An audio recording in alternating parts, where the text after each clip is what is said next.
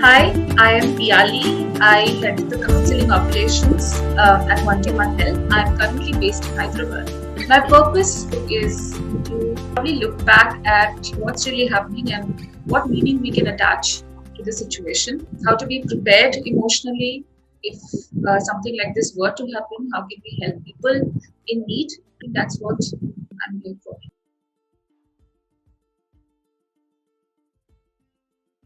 I think it was disappointment and despair that I did everything I could and still this happened. My mom was like, no, we have not stepped out. Even if we had gone out maybe for a trip or like no even somebody else's house, so we both were in sheer denial that it couldn't have. When we all three got COVID, I was the worst affected person. They were responding to medications better. They were responding to maybe in the 4 days, 5 days, but I took at least 9 days. It's been an overwhelming experience. When I was under isolation for 3 weeks, I was hoping to get better maybe in the first week itself. I feel it's a very personal experience, if you see, and there is no absolute right and wrong way to feel what we are feeling. There are a range of emotions that people are feeling, and of course, these are all natural responses.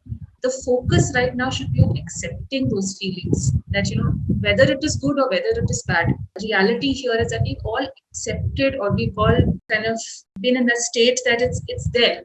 That's the reality. Now we just have to look at how to cope with it, or channel it in the best direction. That's in our control.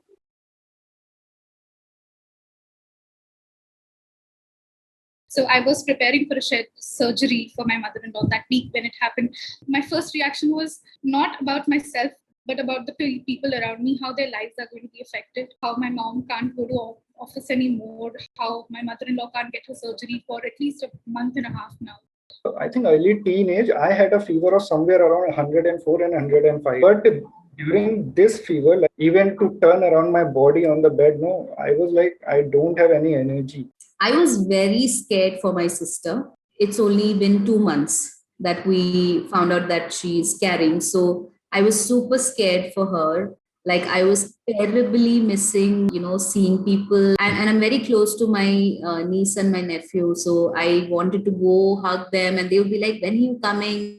So, it was just getting very emotional for me. Even though the symptoms were very similar, her symptoms were much more intensive. She's going through depression for the past 1.5 years now. The initial 1 week was extremely difficult for me to handle her emotions, handle the symptoms, the testing, the medicines, buying things. A lot of responsibility came into my shoulders when I myself was going through this. Definitely, our first response will be, oh my God, now what do I do? Am I not hurting somebody else? Have I actually infected somebody else in the process? But coming back to what will help is just taking a moment to reflect on what you're actually feeling and labeling that emotion. That is very important, right? And that can help you make sense of what you're feeling. Words sometimes really, really matter. If you're experiencing, a very, very strong emotion, take a moment to consider what to call it. And don't just stop there. Once you've identified it, try to come up with 2 or more words that describe how you are feeling. So basically going beyond that experience of what you are feeling, it really matters in your own self-assessment. Whether you're just angry or grumpy, whether you're mournful or you're, feeling dismayed, whether you're elated or whatever. I mean, it could be a positive emotion also, it could be a negative emotion. What I'm trying to say is take that moment to label what you're feeling, and that will help you step in the next role and say, what am I going to do about it?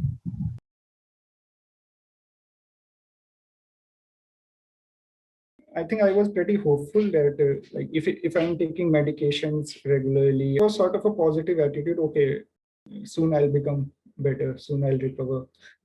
I did 2 things which served me really well. I switched off all social media. Apart from WhatsApp, I uninstalled everything.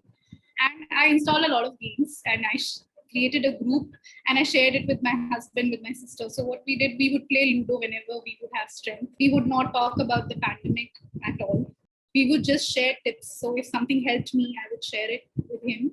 but we stayed away from the news as much as possible. The togetherness helped me a lot. There was touch because sitting beside my mom, talking to her, and both of us having diabetic, both of us with same symptoms. All of this, I think, helped a lot. All of the daily household works, we were sort of doing it, managing somehow. Couple of days, even our neighbors supported us by providing us meals and all. So that was a good thing. People from office, friends, and everybody kept checking in on me. It was a text in a day, and that really helped. That really thought that, okay, I'm in people's thoughts. So, okay, all the more reason to get better soon. Hand-holding and that support that I got from my family and my colleagues I cannot share my gratitude there at all.